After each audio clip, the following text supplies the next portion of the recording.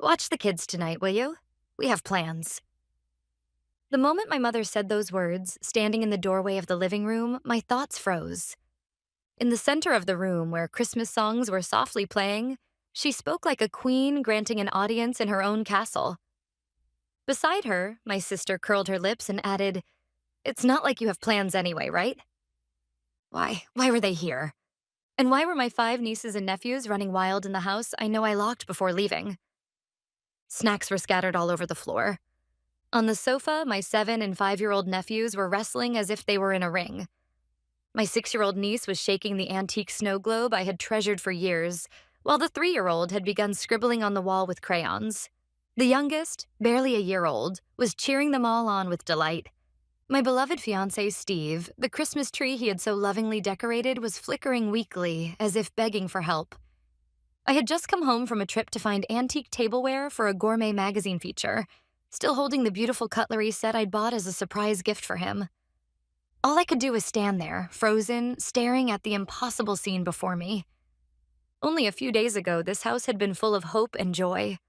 I had no idea then that tragedy was waiting just around the corner. It was supposed to be our first Christmas together. Just Steve and me. We'd laughed like children as we hung ornaments full of memories on the tall fir tree and placed hand-knit stockings above the fireplace.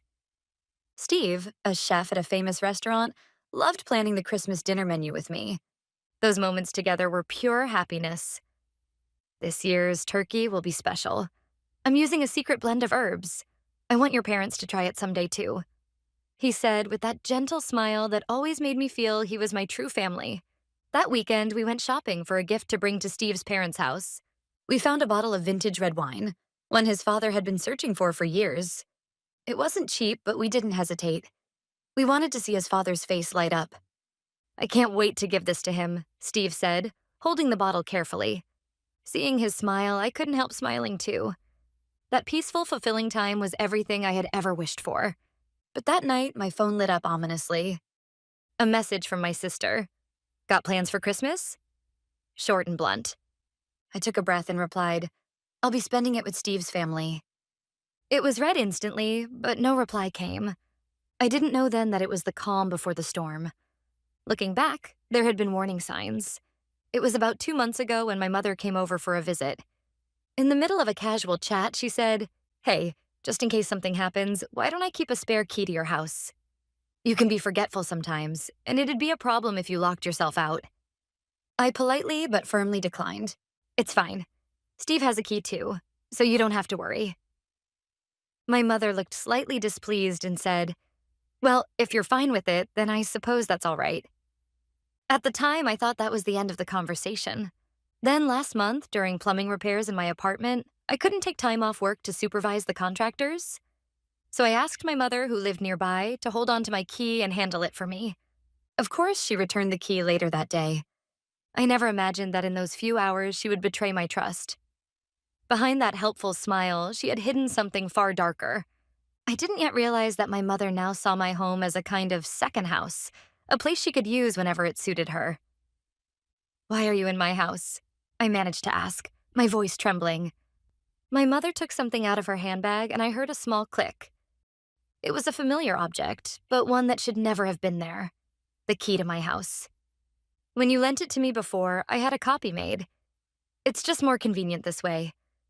Saves me the trouble of asking every time." She spoke without a hint of guilt, reapplying her party gloss in the mirror. The moment I heard those words, something inside me snapped.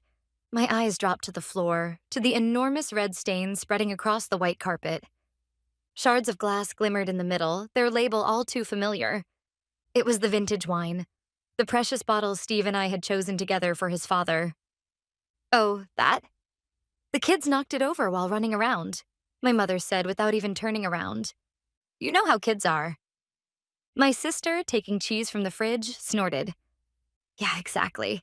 Don't make such a big deal out of it. You're not busy anyway, right? We've got a party to get to, so be a dear and clean this up, will you?"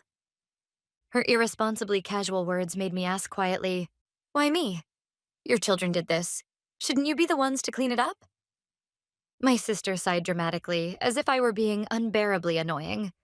"Oh, come on. Don't be so uptight. We're family. You could at least do that much. Honestly, you're useless. That was the final straw. The countless tiny thorns I had buried deep inside over the years fused into one massive flame of anger that burned through me. I gently set the gift for Steve down on the floor and took my phone out of my pocket. There was no reason to hesitate anymore. The shift had started 3 years ago, on our anniversary. Just before heading to the restaurant Steve had reserved, my sister called, crying, "Please, I've got an emergency at work." I had gathered the courage to say no for once. "I'm sorry, I can't tonight. I told you, it's an important night for me and Steve." "Please, my job's on the line, just for a few hours." "Come on, kind Steve would understand, wouldn't he?"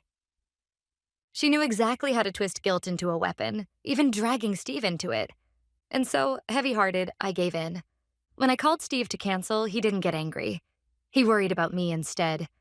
An hour later, the doorbell rang. There he was, smiling, holding a whole cake in his hands. "I couldn't enjoy dinner at a fancy restaurant knowing you were home alone taking care of the kids," he said softly. That night, he helped me look after them without a single complaint. But after the kids had fallen asleep, I opened social media and froze. There was my sister, laughing and posing with her friends at a stylish bar. Her urgent work had been a blatant lie. When I called to confront her, she snapped back. "I have to keep up with people too. What, I'm not allowed to relax once in a while?" Her selfishness left me speechless. Sometime later, on a weekend, she showed up again. "I'm going away for a friend's wedding. Keep the kids for me." And before I could protest, she was gone. Seeing my frustration, Steve said gently, "Then let's make it the best weekend ever for them." His kindness saved me. We took all 5 kids to a big amusement park. Steve was like a real father, laughing, shouting on roller coasters, his joy echoing with the children's laughter under the blue sky. That afternoon, while riding the carousel, my 6-year-old niece said softly but happily, "Hey, Auntie, I've been here before, with Dad." Her 7-year-old brother chimed in excitedly, "Yeah, Dad won the biggest stuffed animal at the shooting game. He was so strong and kind." Their innocent words pierced my heart. The loving father they remembered was nothing like the man who abandoned them my sister had described. That night, after the kids had gone to bed, Steve said gently, "You know, maybe you should try reaching out to your sister's ex-husband." "Eric?" I remember replying, startled. "The way the kids talk about him, he doesn't sound like someone who'd just walk away." I nodded, feeling the same. "Yes, I want to. But how? She's deleted all his contacts. I have no way of reaching him." Frustrated, I bit my lip. Just then, my sleepy little niece toddled over and wrapped her tiny arms around me. "Auntie, I love you." Feeling her warmth, I made a silent vow. I would find a way to protect her smile, no matter what. But at that time, with Eric completely blocked from our lives, I could only stand there, helpless. "Hey, how long are you going to just stand there? Clean this up already." My mother's sharp voice jolted me back to reality. Broken glass, scattered toys, and the scornful faces of my mother and sister. My fingers, unnaturally calm, moved across my phone screen. The chains of guilt and misplaced affection that had bound me for years shattered at last, leaving behind only a quiet, icy anger. The first contact I opened was that of my beloved fiancé, Steve. He was at his parents' house, helping prepare for the Christmas party tonight. With trembling fingers, I typed, "I'm sorry, please cancel the plans. My mother and sister showed up. They used a spare key to get in. The wine we bought for your father? It's broken." Almost instantly, my phone rang. "Are you okay?" "Forget the wine. Are you hurt?" "I'm fine, but I've decided I'm not holding back anymore." "Good, you shouldn't. You've done nothing wrong. Listen, stay calm. I'm coming right now. Don't try to handle this alone, okay?" That strong, steady voice of Steve's gave me the final push I needed. After ending the call, I slowly lifted my head and looked straight at my mother and sister. "What, did you go crying to Steve? How pathetic." My sister snorted. "So what? Then hurry up and get dinner ready. We don't have all night." My voice was calm but firm. "No." For a moment, silence. They both stared at me as if they couldn't comprehend what I'd just said. "I'm not making dinner, and I'm not taking care of your kids." "What? Do you even know what you're saying?" My sister stammered. "Yes, I do. So take your children and leave this house. Now. You're trespassing." At my words, the smiles finally vanished from their faces, replaced by shock and anger. "Trespassing? How dare you talk to your own mother like that? To your sister?" My mother shrieked, hysterical. "This might be your house, but it's still part of the family's home." "Exactly. You're seriously freaking out over a spare key? You don't even notice your nephews and nieces are hungry?" My sister continued. They were both fuming now, closing in on me, their anger twisting into something ugly. My 7-year-old nephew, caught up in the tension, laughed and shouted, "Go get her, Mom." I stepped back, but I didn't look away. Steve is coming. That belief alone kept me standing firm. "Enough." My mother reached out to grab my arm. And in that instant, the front door burst open.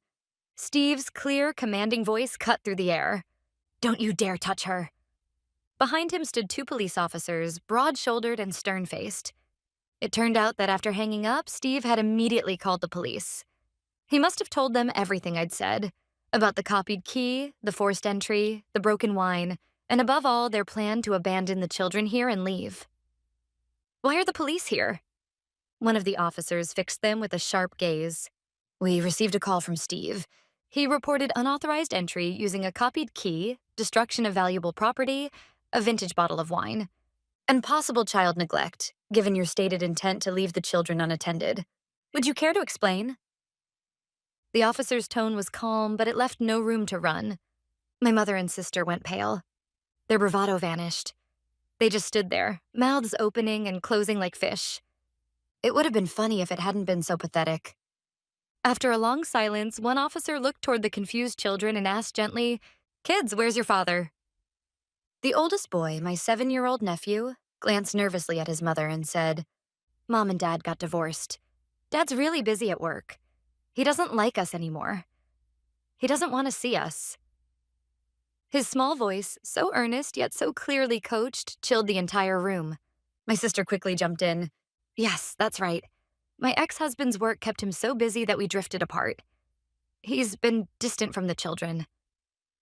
She spoke like a tragic heroine, and I bit down hard on my lip to stop the fury rising inside me. Steve gently placed his hand on my shoulder, but then my 6-year-old niece spoke up, her voice bright and innocent. "But Daddy was really nice. He always took us to the park on his days off." "Yeah, Daddy always made us laugh." One after another, the children began sharing their memories. Memories of a loving father, nothing like the cold figure my sister had described. And then came the final devastating blow. "Mom always said, 'Daddy's here, so I'm going out to have fun.' She was never home." A pure, innocent confession. In that instant, the truth was laid bare for everyone to see. While my sister had blamed her ex-husband's busy schedule for the divorce, she had been the one out partying, leaving the kids in his care. Her face flushed crimson, this time with anger and humiliation. "They're just confused, mixing things up with work," she stammered, but no one was listening anymore. The moment I heard my sister's pathetic excuse, a question I had buried deep inside for years, one I had sworn never to voice, burst out of me like a broken dam. My voice came out cold as ice. "Tell me something. If your freedom, your time, your nights out means so much to you, then why did you have 5 children?" My words cut through the air like a blade of ice. My mother, the police officers, even Steve, all of them held their breath, waiting for my sister's answer. I looked straight into her trembling eyes and continued, my voice cold but steady. "What were those children to you? Chains to tie Eric to the house because he was too busy with work? Or maybe just accessories for your social media? Hashtags like supermom of 5 to get a few more likes?" Her face twisted, contorted by rage and humiliation. "What the hell gives you the right to talk to me like that? You have no idea what it's like. Once a woman has kids, she loses her freedom. But you, Miss Perfect Single Life, you wouldn't understand that, would you?" Ah, so that's what it was after all. To her, those children weren't beings to love. They were props, tools to decorate her life or to shackle her husband. That ugly truth made me feel something beyond anger. It was despair. Deep, hollow despair. Then she spat out the rot festering inside her heart. "It's all your fault anyway. You've always been there to clean up my mess. I thought, oh well, big sister will take care of it. You spoiled me. You made me like this.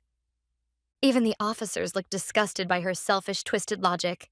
Then, as if to cut through the suffocating air, Steve quietly moved. He went to the kitchen, warmed up milk and chocolate, and poured sweet hot cocoa into cups. He handed one gently to each of the children, whose faces were pale and tear-streaked. Here, drink this and warm up. Don't worry, your dad hasn't forgotten about you. Not for a second. His calm, confident kindness lit a faint spark of hope in their eyes. That small, tender moment felt like the only light in the chaos of that living room. But Steve's compassion was the final spark that burned away the last thread of restraint my sister had left. "What do you know about any of this?"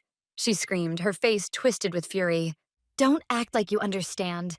He abandoned them. He doesn't even pay child support, and he said he never wants to see them again." Her shouting made the youngest child burst into tears, and she immediately turned her anger back toward me. "This is all your fault. You're always so damn perfect." Then, like a dam breaking, she began pouring out her self-pity, her voice trembling with rage and grief twisted into something grotesque. "Eric stopped loving me a long time ago. When we first got married, his eyes were always on me. But after the kids were born, everything changed. They took everything. Even on his days off, he spent all his time with them instead of me. I just wanted him to look at me again. To love me again." Her self-centered cry echoed through the living room, and just as it did, the doorbell chimed. A light, almost cheerful ding-dong that didn't belong in that heavy silence. Steve went to open the door. Standing there, breathless and clutching 5 big gift boxes in his arms, was a man. My sister's ex-husband, Eric.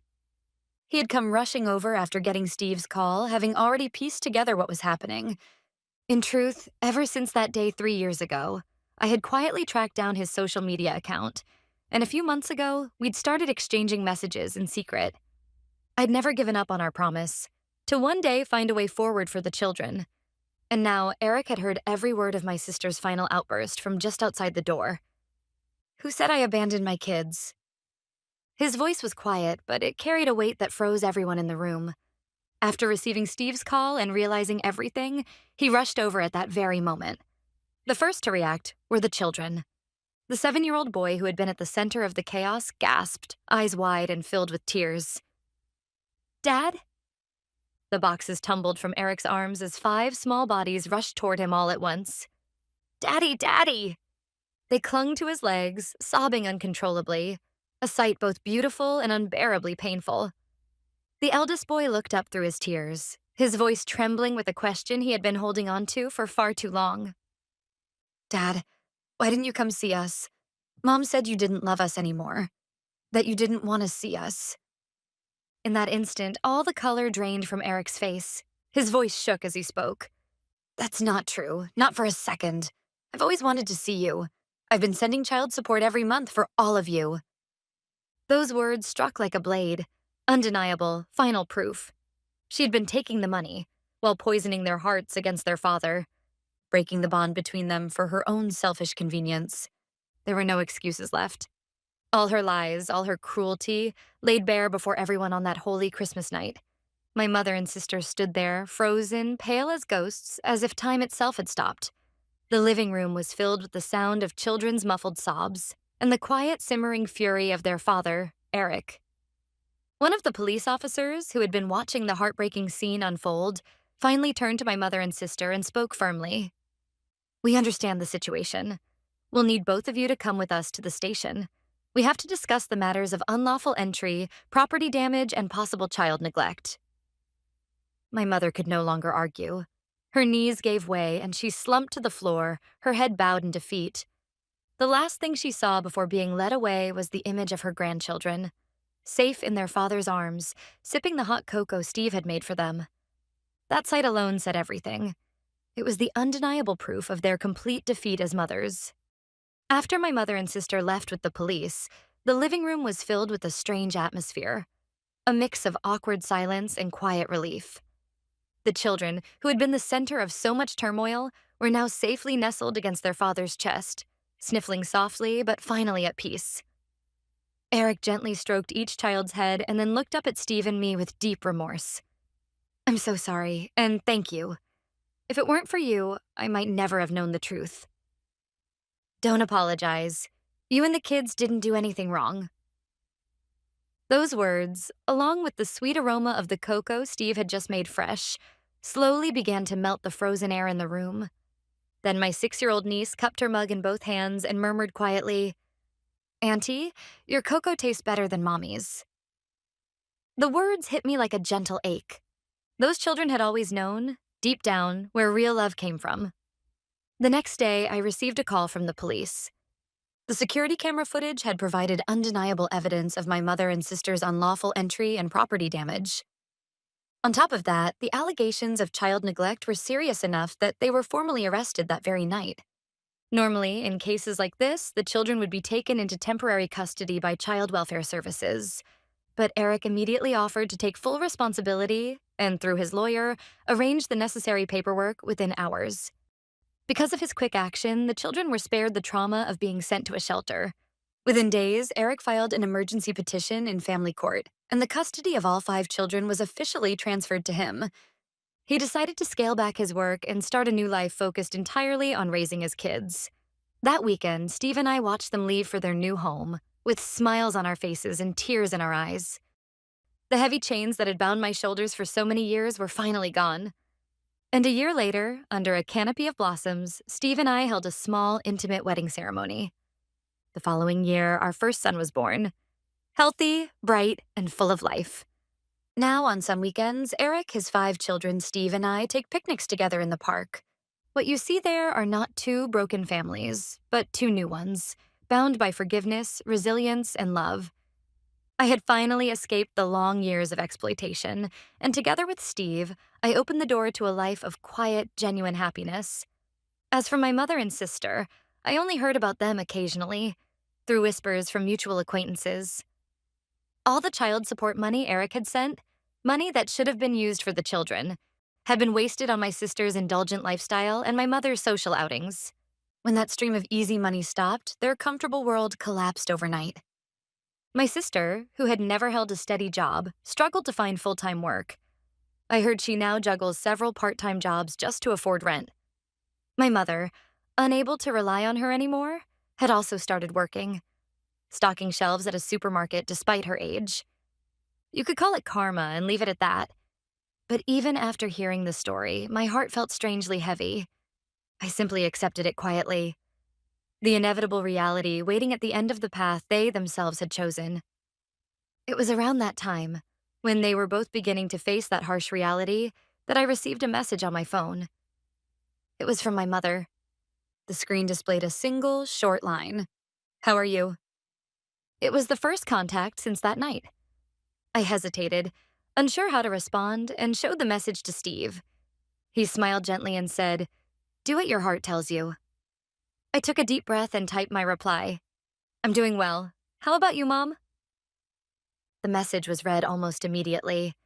A few minutes of silence passed, and then another notification popped up. "Could you tell me how to make that cocoa you gave the children that night?" The moment I read those words, a single tear rolled down my cheek. It wasn't quite an apology, but something deeper.